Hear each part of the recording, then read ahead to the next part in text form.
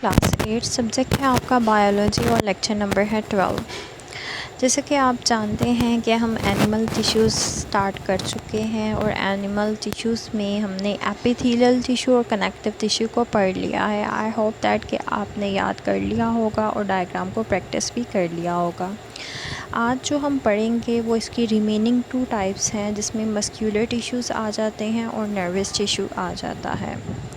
तो सबसे हम पहले पढ़ेंगे मस्क्यूलर टिश्यूज़। मस्क्यूलर टिश्यू जैसे नाम ही बता रहा है कि ये हमारे मसल्स को बिल्ड करते हैं। These muscle tissues are made up of bundle of long cells called muscle fibers. These tissues have the ability to contract. यानी मसल टिश्यूज़ जो होते हैं इनका काम क्या होता है, इन्होंने कॉन्ट्रैक्ट करना होता है। कॉन्ट्रैक्ट मीन्स सिकुड़ना होता है, फैलना होता है, सिकुड़ते हैं, फैलते हैं, जिसकी वजह से हमारी बॉडी के डिफरेंट पार्ट्स जो है वो मूव करते हैं, उनमें मूवमेंट होती है। और मूवमेंट से ही आप इस चीज़ का अंदाज़ा लगा सकते हैं कि ये हर उस ऑर्गन सिस्टम में मौजूद होते हैं जिसका फंक्शन जो है वह रिलेटेड टू मूवमेंट होता है। अच्छा, ऐसे ही इसके भी डिफरेंट टाइप्स हैं, ठीक है। इसको भी मज़ीद 3 टाइप्स में डिवाइड किया गया है। There are 3 types of muscles tissue, जिसमें से फर्स्ट है स्केलेटल मसल, नेक्स्ट है स्मूथ मसल्स और लास्ट है कार्डियक मसल्स। इनके अब हमने 1 बाय 1 इनके कैरेक्टर्स पढ़ने हैं। तो सबसे पहले है स्केलेटल मसल्स। नाम ही बता रहा है कि ये वो मस्क्यूलर टिश्यूज़ हैं जो कि हमारे स्केलेटन और स्केलेटल सिस्टम के साथ एसोसिएटेड होते हैं। अच्छा, अब इनकी शेप कैसी होती है? They are striated muscles and are attached to bones. यानी ये वो मसल्स होते हैं जो हड्डी के साथ जुड़े हुए होते हैं। और इनकी फॉर्म कैसी होता है, इनकी शेप कैसी होती है? स्ट्राइएटेड। स्ट्राइएटेड का मतलब है कि इनके सेल्स के अंदर धारी लाइक स्ट्रक्चर होता है। धारियाँ, जैसे कि आपको बोलते हैं लाइंस लाइक स्ट्रक्चर जो है वो मौजूद होता है। जब आप इसकी डायग्राम देखेंगे तो आपको क्लियर हो जाएगा। Their cells contain many nuclei. अब इसका इन टिश्यूज़ में जो एक सेल मौजूद होता है उसमें एक से ज़्यादा न्यूक्लियाई मौजूद होते हैं। They are responsible for the movement of bones. Definitely जो बोन्स की मूवमेंट है वो इन्हीं स्केलेटल मसल्स की वजह से पॉसिबल होती है, ठीक है। तो ये हो गए इसके 3 कैरेक्टर्स। नेक्स्ट है स्मूथ मसल्स। तो स्मूथ मसल्स कहाँ होते हैं, कैसे होते हैं और इनका रोल क्या है, ये हम इसमें पढ़ेंगे। They are found in alimentary canal. यानी एलिमेंट्री कैनाल आपकी पूरी फूड पाइप, जिसमें आपके माउथ से स्टार्ट हो जाता है और एनस तक जाता है, ठीक है। तो इसमें पूरी फूड पाइप के जितने भी मसल्स हैं वो स्मूथ मसल से मिलकर बने हैं। इसके अलावा यूरिनरी ब्लैडर, यानी वो जगह जहाँ पर यूरिन स्टोर होता है, एंड ब्लड वेसल्स भी हैं, इससे स्मूथ मसल से मिलकर बनी हुई हैं। They contain smooth non striated cells. यानी इनके सेल्स में कोई भी स्ट्राइएशन नहीं होती, इस वजह से हम इनको स्मूथ बोलते हैं। They are responsible for the movement of substances. और इनका रोल भी सब्सटेंसेस की मूवमेंट को स्मूथ करना है। लास्ट पे आपके पास है कार्डियक मसल्स। कार्डियक मसल्स नाम ही कार्डियक और कार्डियोलॉजी से आपके जहन में आ रहा होगा, हार्ट का जो है पिक्चर आ रही होगी। यानी वो मसल्स हैं जो कि हार्ट की वॉल को बनाते हैं, ठीक है। They are also striated with a single nucleus. इनमें भी धारी लाइक यानी लाइंस लाइक स्ट्रक्चर मौजूद होते हैं इनके सेल्स के अंदर। और इनके हर सेल में सिर्फ एक न्यूक्लियस मौजूद होता है, जैसे कि आपने स्केलेटल मसल में पढ़ा था कि एक सेल में कई न्यूक्लियस मौजूद होते हैं। कार्डियक मसल्स में ऐसा नहीं होता। They produce heart beat. अब इनका काम क्या है? हमारे दिल की जो मूवमेंट होती है, जिसको हम बोलते हैं हार्ट बीट, ठीक है, ये इसको जो है वो कंट्रोल करते हैं और बनाते हैं इस मूवमेंट, यानी हार्ट बीट को बनाते हैं। तो यहाँ आपको शेप दी गई है स्केलेटल मसल्स की, जिसमें आपको लॉन्ग स्ट्राइएटेड जो है फॉर्म्स यानी लाइंस लाइक स्ट्रक्चर नज़र आ रहे हैं। नेक्स्ट लेवल पे आपको स्मूथ मसल शो करवाया गया है, जिसमें आप देख सकते हैं कि हर सेल में जो है वो एक एक न्यूक्लियस मौजूद है। और लास्ट पे है कार्डियक मसल्स। इसमें भी स्ट्राइएशन है, ठीक है, यानी स्मॉल लाइन लाइक स्ट्रक्चर मौजूद होते हैं और इसके भी सेल्स में, हर सेल्स में एक न्यूक्लियस मौजूद होता है।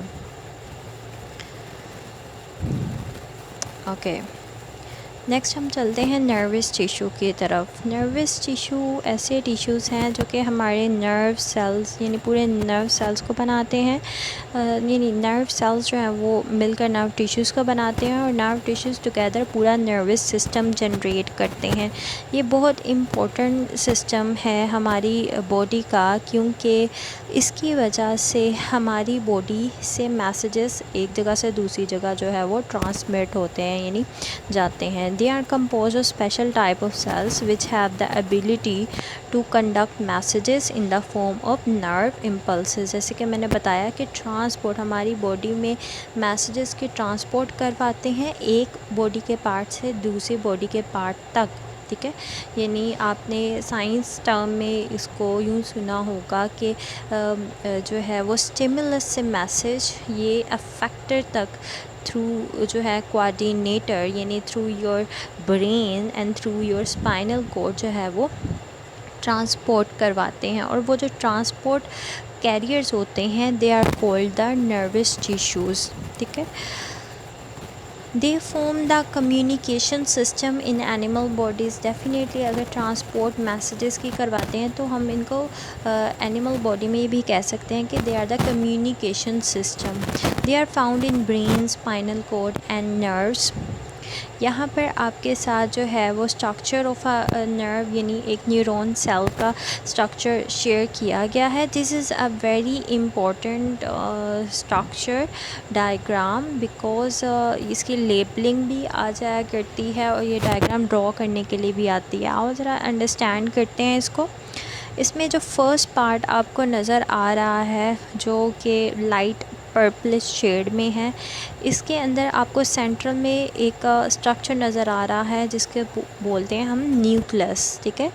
उसके सराउंड जो सेल जो खाली स्पेस नज़र आ रही है वो सेल बॉडी, और सेल बॉडी से डिफरेंट ब्रांचेस निकल रही हैं। इन ब्रांचेस को हम बोलते हैं डेंड्राइट्स, ठीक है। ये जो पर्टिकुलर स्ट्रक्चर है इसको बोला जाता है सेल का जो है वो सेल बॉडी बोला जाता है। उसके बाद इसकी टेल लाइक स्ट्रक्चर स्टार्ट हो जाता है जिसमें आपको ये छोटे छोटे जो है वो येलो कलर में लूप लाइक स्ट्रक्चर नज़र आ रहे हैं, ठीक है। इन लूप लाइक स्ट्रक्चर को जो हम बोलते हैं कि ये तेल है, ठीक है, नर्व सेल्स की। और इसमें जो आपको कवरिंग नज़र आ रही है इसकी आउटर कवरिंग उसको बोला जाता है, यानी ये इसके ऊपर कवरिंग सी होती है, ठीक है, जिसके through messages jumping like form में एक सेल से दूसरे सेल में जाते हैं। तो इस कवरिंग को बोलते हैं माइलिन शीट।